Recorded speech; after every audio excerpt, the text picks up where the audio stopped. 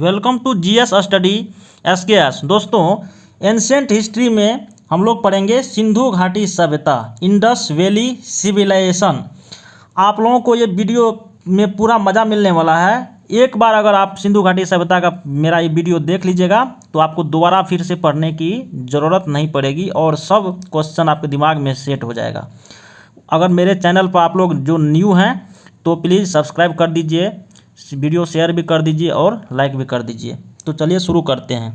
सिंधु घाटी सभ्यता को हड़प्पा संस्कृति या हड़प्पा सभ्यता भी कहा जाता है। सिंधु घाटी सभ्यता को हड़प्पा संस्कृति या हड़प्पा सभ्यता भी कहा जाता है। दूसरा नाम है हड़प्पा सभ्यता अर्थात सिंधु घाटी सभ्यता। 1921 ईस्वी में राय बहादुर दयाराम साहनी ने हड़प्पा की खुदाई करवाया था। हड़प्पा की खुदाई राय बहादुर दयाराम साहनी ने किसके निर्देश पर? तो सर जॉन मार्शल के निर्देश पर जो है ना ये हड़प्पा की खुदाई करवाया था दयाराम साहनी 1921 ईस्वी में। अब देखिए सिंधु घाटी सभ्यता की आकृति कैसा है? तो त्रिभुजाकार है। आकृति त्रिभुजाकार का है और इसे प्राक-ऐतिहासिक सभ्यता अति प्राक-ऐतिहासिक सिंधु घाटी सभ्यता कैसा है? तो प्राक-ऐतिहासिक है अर्थात इंग्लिश में फोटो हिस्टोरिक है और इसे कांस्य युगीन सभ्यता भी कहा जाता है। कांस्य युगीन, देखिए ब्रॉन्ज एज सिविलाइजेशन, कांस्य युगीन सभ्यता। अब भारत की प्रथम नगरीय यानी शहरी सभ्यता, जबकि वैदिक सभ्यता कैसा था? ग्रामीण।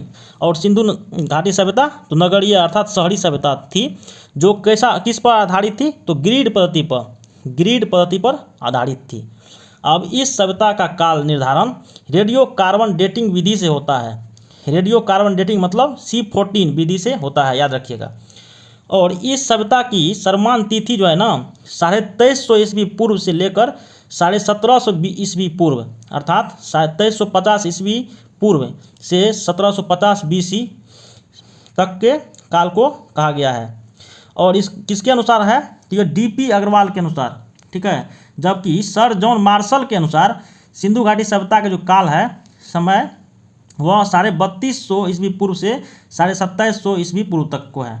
जबकि सर मार्टिमर व्हीलर के अनुसार 2500 ईस्वी से लेकर पूर्व से लेकर 1500 ईस्वी पूर्व तक के काल को कहा गया है कि सिंधु घाटी सभ्यता का काल। अब है हड़प्पा के बारे में। चलिए, हड़प्पा का खोज 1921 में हुआ था। इसका ट्रिक याद रखिए, मज़ा आने वाला है पूरा वीडियो में, आप लोग वीडियो को लास्ट तक बने रहिए। ट्रिक है हमारा वादा। क्या है? हमारा वादा।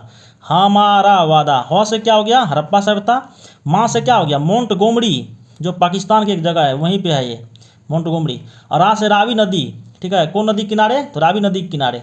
और वहाँ से बायां पक्ष अर्थात रावी नदी के किस साइड? तो बायां साइड में। और दास से कौन किया? दयाराम साहनी। लास्ट वाला जो होता है ना वो खोजकर्ता का नाम है दयाराम साहनी। उसके बाद है ना स्वास्तिक चिन्ह कहाँ से मिला है? तो हड़प्पा से ही मिला है। स्वास्तिक चिन्ह सिंधु घाटी सभ्यता में हड़प्पा से मिला है। और अन्नागार की संख्या कितना हड़प्पा में? 6 गो है। उसके बाद एक श्रृंगी पशु का अंकन सबसे अधिक हुआ है कहाँ? तो हड़प्पा में। किस पर? तो प्राप्त मोहर पे। वहाँ पर जो मोहर मिला था ना उसमें एक सिंग वाला पशु का सबसे अधिक बार अंकन मिला है, चर्चा हुआ है। अब चलिए मोहनजोदड़ो के बारे में। 1922 ईस्वी में इसका खोज हुआ था। इसका ट्रिक रखिए याद, मसलदारा मीन्स मोहनजोदड़ो। म से मोहनजोदड़ो हो गया, सौ से सिंधु नदी हो गया, लौ से लरकाना जिला सिंध प्रांत पाकिस्तान, ये जगह है। मोहनजोदड़ो कहाँ पे है? लरकाना जिला सिंध प्रांत पाकिस्तान। दा से दायां पक्ष, ठीक है। रा से रखलदास बनर्जी, सिंधु नदी के दायां पक्ष में है मोहनजोदड़ो, ठीक है। लरकाना जिला पाकिस्तान, रखलदास बनर्जी खोज किया था। इसका अर्थ होता है, मोहनजोदड़ो का अर्थ होता है मृतकों का टीला। मोहनजोदड़ो का अर्थ मृतकों का टीला, ठीक है। अब चलिए, यहाँ पर प्राप्त मोहर पर पुरुष देवता अंकित है, उसके सिर पर 3 सिंह है। मोहनजोदड़ो में जो प्राप्त मोहर मिला उस पर पुरुष देवता का चित्र बना हुआ है और उसके सिर पर 3 सिंह है, जिसे शिव का प्राचीन रूप पशुपति महादेव कहा गया है, ठीक है। इसके चारों ओर, सिंह के चारों ओर देखिए 5 पशु विराजमान है सिंह के चारों ओर। पहला कौन? हाथी, याद रखिएगा। बाघ, गेंडा, भैंसा, हिरण। क्वेश्चन पूछेगा आपसे कि सिंधु घाटी सभ्यता में निम्नलिखित में से किस पशु का जो है चित्रण नहीं हुआ है या इसका नहीं मिला है साक्ष्य? तो इसमें ऑप्शन अगर आपको रहेगा हाथी, बाघ, गेंडा रहेगा और 4 नंबर में इनमें से कोई नहीं रहेगा, 3 में से कोई नहीं मार देंगे, या घोड़ा रहेगा तो घोड़ा मार देंगे, घोड़ा का साक्ष्य नहीं मिला है। इसी तरह से याद रखिए किस किस पशु का साक्ष्य मिला है, हाथी, बाघ, गेंडा, भैंसा, हिरण। सिंधु घाटी सभ्यता की सबसे बड़ी इमारत अन्नागार है। सबसे बड़ी इमारत जो है ना सिंधु घाटी सभ्यता में अन्नागार, और दूसरी सबसे बड़ी इमारत पूछेगा तो स्नानागार होगा। अगर जब ऑप्शन में अन्नागार नहीं होगा तब सबसे बड़ी इमारत स्नानागार होगा। अगर अन्नागार होगा तो 1 नंबर में सबसे बड़ी इमारत है सिंधु घाटी सभ्यता का अन्नागार, और दूसरी सबसे बड़ी तो स्नानागार। यहाँ प्राप्त मोहर पर कुबर वाले बैल की आकृति बनी हुई है। कौन कौन बैल? तो कुबर वाले जो सांड है ना बैल, उसकी आकृति बनी हुई है मोहर पर। कहाँ? मोहनजोदड़ो में। और मोहनजोदड़ो में ही देखिए सीप का पैमाना मिला है, कांसे की नर्तकी मिला है, सूती वस्त्र के साक्ष्य मिला है, और घोड़े का अस्तित्व भी मिला है। कहाँ से? मोहनजोदड़ो से। ठीक है, अब आगे चलिए। कालीबंगा का खोज 1953 में हुआ था। ठीक है, काले बंगा का मतलब होता है काले रंग की चूड़ियाँ। ठीक है, कालीबंगा का अर्थ काले रंग की चूड़ियाँ। ये जो है ना घग्घर नदी के किनारे है। कालीबंगा घग्घर नदी किनारे हनुमानगढ़ राजस्थान में ये पड़ता है। इसका खोज करता है बीके थापर एवं ब्रिजवासी लाल। ये 2 खगोलज्ञ थे, बीके थापर और ब्रिजवासी लाल। देखिए कालीबंगा से क्या क्या प्राप्त हुआ है? जोते हुए खेत। ठीक है, याद रखिएगा ये ज़्यादा क्वेश्चन पूछता है। युगल समाधान। ठीक है, और ईंट और अग्निकुंड। ईंट भी मिला यहाँ से और अग्निकुंड भी मिला है। युगल समाधान का मतलब 2 लाश को एक साथ दफनाना या जलाना। ठीक है, अब उसके बाद चलिए लोथल के बारे में। लोथल का खोज 1957-58 में, 1957-58 लोथल। इसका ट्रिक याद रखिए, लोभ रंगा। लो से क्या हो गया? लोथल। भौ से भोगवा नदी अहमदाबाद में है। ये भोगवा नदी अहमदाबाद के में है। और रंगा से रंगनाथ राव खोज किया है। तो लोथल में याद रखिएगा लोभ रंगा। लो से लोथल, भौ से भोगवा नदी अहमदाबाद में है, और रंगा से रंगनाथ राव खोजकर्ता खगोलज्ञ। इसे लघु हड़प्पा या लघु मोहनजोदड़ो भी कहा जाता है। याद रखिएगा क्वेश्चन पूछेगा कि सिंधु घाटी सभ्यता में किसे लघु हड़प्पा कहा जाता है? तो लोथल को। और किसे लघु मोहनजोदड़ो कहा जाता है? तो लोथल को। लघु हड़प्पा किसे कहा जाता है? लोथल। लघु मोहनजोदड़ो किसे कहा जाता है? तो लोथल को कहा जाता है। यह हड़प्पा कालीन बंदरगाह नगर था।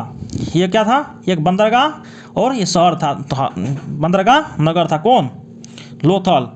और यहाँ से क्या क्या साक्ष्य मिला है लोथल से? देखिए चावल उपजाने का अवशेष मिला है, अन्न पीसने की चक्की मिला है, युगल समाधान यहाँ से भी मिला है, जबकि कालीबंगा से भी मिला है, और फारस की मोहर मिला यहाँ से, नौ की साक्ष्य मिला है यहाँ 9, और अग्निवेदी का प्रमाण मिला है, और हाथी के दांत का पैमाना मिला है। क्वेश्चन पूछेगा हाथी के दांत का पैमाना, तो लोथल से मिला है।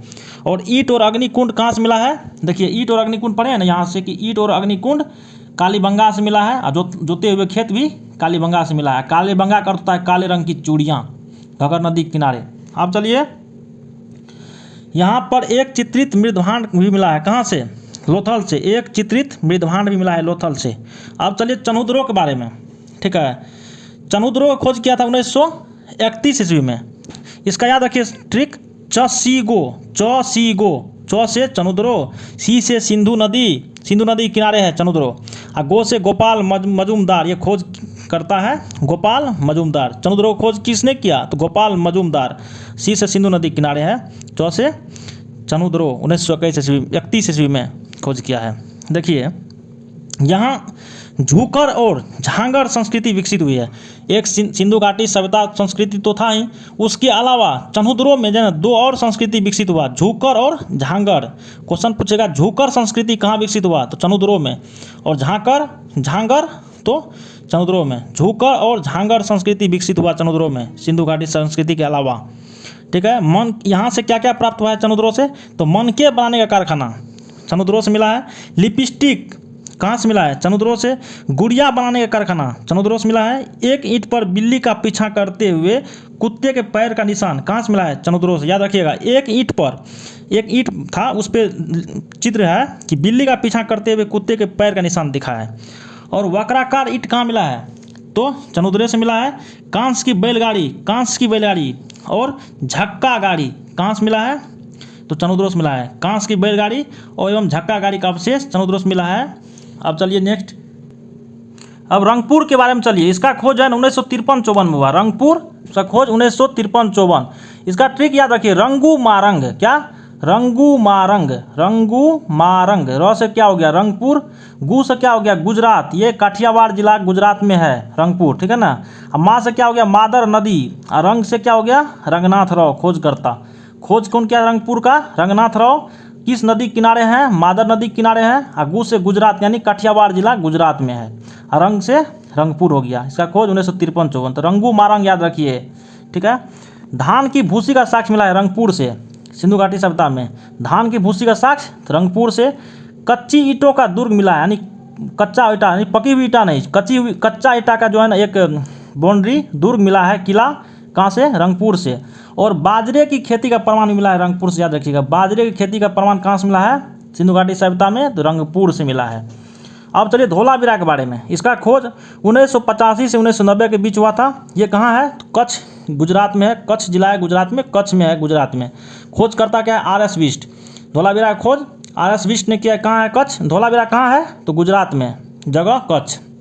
देखिए भारत का सबसे बड़ा हड़प्पाकालीन स्थल पूछेगा, या सिंधु घाटी सभ्यता का सबसे बड़ा स्थल कौन है, तो यही धोलावीरा है। भारत का सबसे बड़ा हड़प्पाकालीन स्थल कौन है, तो धोलावीरा।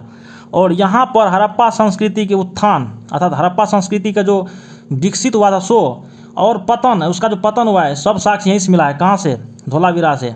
कैसे हड़प्पा संस्कृति विकसित हुआ उसका भी साक्ष्य मिला, और इसका पतन भी कैसे हुआ वो भी, उसका भी साक्ष्य यहीं से मिला है, धोलावीरा से। अब चलिए रोपर के बारे में। रोपर का भी खोज 1953 से 56 के बीच हुआ था। रोपर का ट्रिक याद रखिए, रोपस यज्ञ, रोपस यज्ञ, रोपस यज्ञ।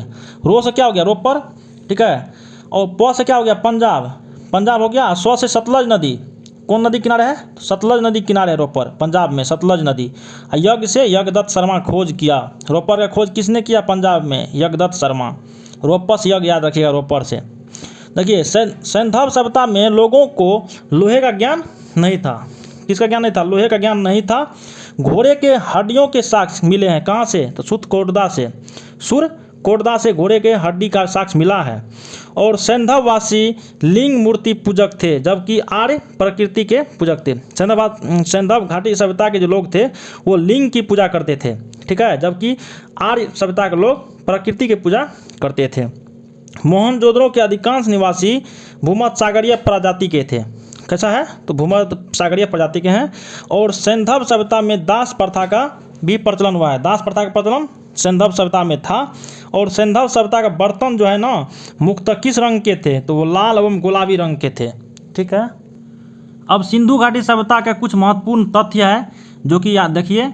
और अगर आप लोग मेरे चैनल पर अगर देख रहे हैं वीडियो को, तो दोस्तों आप लोग मुझे सपोर्ट कीजिए, मेरे चैनल को सब्सक्राइब कर दीजिए और दोस्तों के साथ भी शेयर कीजिए। टेराकोटा क्या है, टेराकोटा मतलब होता है आग में पकी हुई मिट्टी को ही टेराकोटा कहा जाता है। आग में पकी हुई मिट्टी को टेराकोटा कहा जाता है। गाय की मूर्ति कहीं से भी प्राप्त नहीं हुई है। सिंधु घाटी सभ्यता में गाय की मूर्ति कहीं से प्राप्त नहीं हुई है, जबकि घोड़ा का साक्ष्य मिला है। हम फर्स्ट टाइम बोले थे, वहाँ गलती हो गया था बोलने में। गाय की मूर्ति वहाँ से नहीं मिला है, गाय का साक्ष्य सिंधु घाटी सभ्यता में कहीं नहीं मिला है। यातायात के लिए बैलगाड़ी का प्रयोग करते थे, यातायात के लिए बैलगाड़ी का प्रयोग करते थे सिंधु घाटी सभ्यता में। मेसोपोटामिया के पुरालेखों में किसकी जानकारी मिलती है, क्वेश्चन है। तो मेसोपोटामिया का जो अभिलेख मिला है ना, उसमें मेलुहा, दिलमन एवं माकन की जानकारी मिलती है। मेलुहा, दिलमन एवं माकन की सभ्यता के बारे में जानकारी मिलती है। मेसोपोटामिया कौन, पुरालेख में किसकी जानकारी, मेलुहा, दिलमन, माकन, याद रखिएगा। सैंधववासी का मनोरंजन का साधन क्या था, तो पासे का खेल, नृत्य करना और पशुओं की लड़ाई करवाना, ये इसका मनोरंजन का साधन था।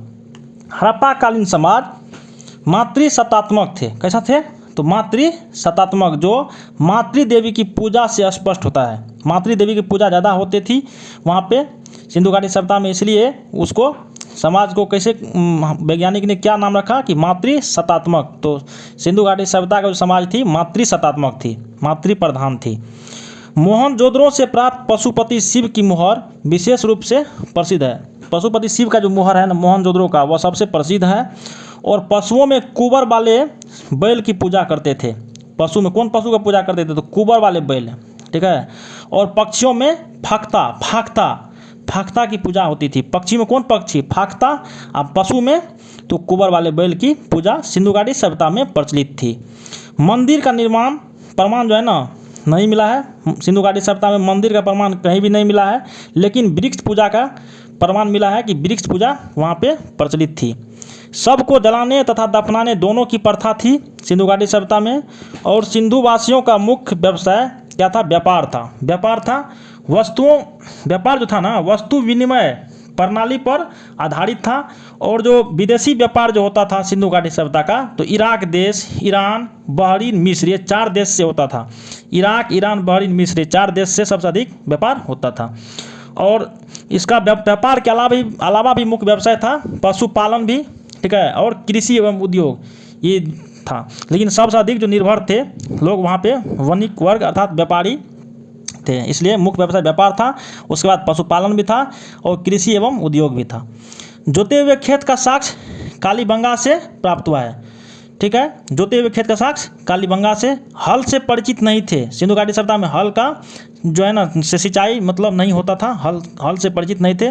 जबकि नहर का भी साक्ष्य नहीं मिला है। सिंचाई के लिए नदी एवं तालाब का प्रयोग करते थे, केवल नदी एवं तालाब का, नहर का साक्ष्य नहीं मिला है सिंचाई के लिए।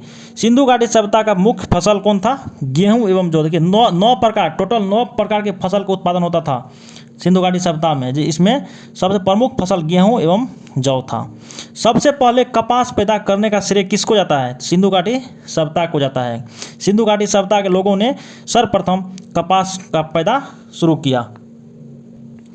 सिंधु सभ्यता में अधिकांश मुद्रा का निर्माण जो है ना सेल खड़ी से होता था। कौन चीज़ से? सेल खड़ी से, इंग्लिश में सीटेटाइट। सीटेटाइट मतलब सेल खड़ी से होता था मुद्रा का निर्माण सिंधु घाटी सभ्यता में, अधिक से अधिक मुद्रा का निर्माण। तोल के रूप में बाट का प्रयोग होता था जो 16 या उसके आवर्तकों में होते थे, जैसे 16, 64, 160, 320, 640 इसके आवर्तक में होते थे, यानी 16 के अनुपात में। दशमलव प्रणाली का भी प्रयोग होते थे, ठीक है ना, सिंधु घाटी सभ्यता में तोल के लिए।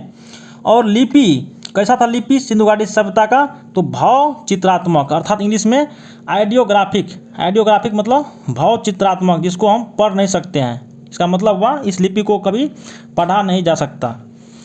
सिंधु सभ्यता का अंत जो है ना यानी पतन का कारण जो है, मुख्य कारण क्या था? बाढ़। क्योंकि ये 3 वैज्ञानिक ने दिया था, इसलिए इसको मुख्य कारण माना है बाढ़ को।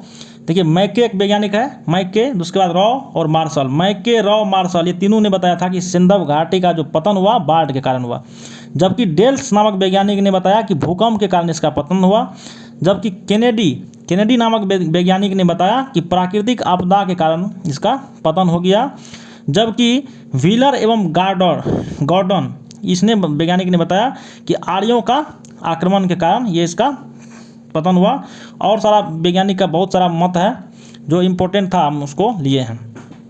मिट्टी के बर्तन बने हल का प्रतिरूप प्राप्त हुआ है कहाँ? बनवाली से। हल का साक्ष्य नहीं मिला, लेकिन मिट्टी से बना हुआ हल का जो है ना एक साक्ष्य मिला है। कहाँ से? बनवाली, हरियाणा में पड़ता है बनवाली। अलेक्जेंडर कनिंघम को भारतीय पुरातत्व का जनक कहा जाता है। बहुत अच्छा क्वेश्चन है कि भारतीय पुरातत्व का जनक किसे कहा जाता है? तो अलेक्जेंडर कनिंघम को। सरस्वती नदी जहाँ बहती थी, अब क्या हो गया? सरस्वती नदी विलुप्त हो गया है ना। वह क्षेत्र क्या कहलाता था? तो विन्सन। सरस्वती नदी जहाँ बहती थी उस क्षेत्र को क्या कहते हैं? विन्सन। जबकि अब क्या हो गया? विलुप्त हो गया। सुतकांगेडोर एवं सुरकोटदा ये समुद्र तटीय नगर थे, बंदरगाह थे, ठीक है। और सिंधु घाटी सभ्यता में सबसे फेमस जो है भारत में बंदरगाह कौन थे? लोथल, गुजरात में। अब आलमगीरपुर जो है ना से एक भी मोहर नहीं मिला है सिंधु घाटी सभ्यता में। दोस्तों अगर वीडियो अच्छा लगे तो सभी के अपने दोस्त के पास, सभी अपना ग्रुप में शेयर कीजिए। और आप लोग अगर मुझे सपोर्ट करेंगे तो मेरा भी बहुत मनोबल बढ़ता है और हम अच्छा कंटेंट्स तैयार करके आप लोगों के बीच आते रहेंगे। Thank you.